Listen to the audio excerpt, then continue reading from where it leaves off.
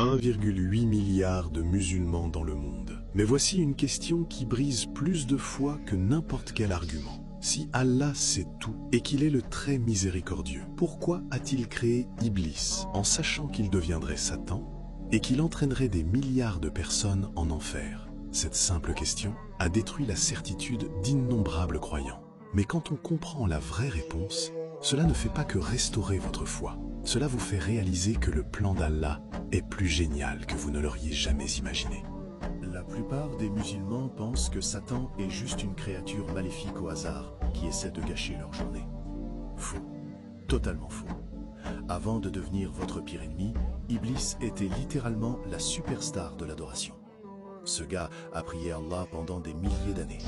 Il était si pieux, si dévoué, qu'Allah l'a élevé pour vivre parmi les anges dans les cieux les plus hauts. Puis vint un moment qui changea tout. Allah créa Adam à partir d'argile et donna un ordre simple. Tout le monde doit se prosterner devant cette nouvelle création. Chaque ange s'est jeté au sol instantanément, sans poser de questions, sans hésitation. Mais Iblis, il est resté là, avec l'audace de quelqu'un qui pense en savoir plus que Dieu. « Je suis meilleur que lui », a-t-il déclaré. Et lui d'argile. Une seule phrase, un seul moment d'orgueil. C'est tout ce qu'il a fallu pour tomber du plus haut des cieux vers la damnation éternelle. Et voici ce qui trouble l'esprit des gens.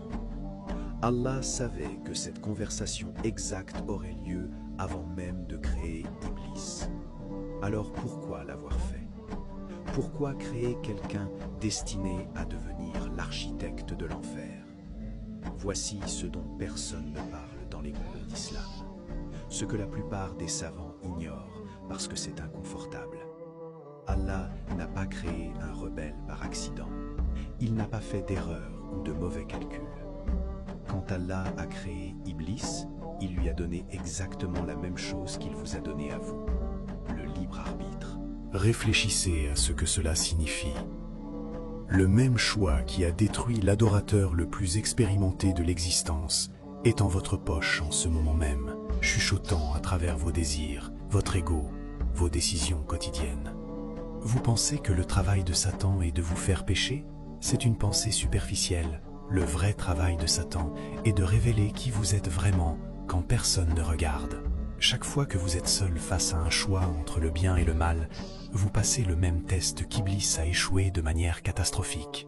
Et voici ce qui va vous époustoufler. Dans la sourate Al-Hijr, verset 42, Allah dit à Satan, « Sur mes serviteurs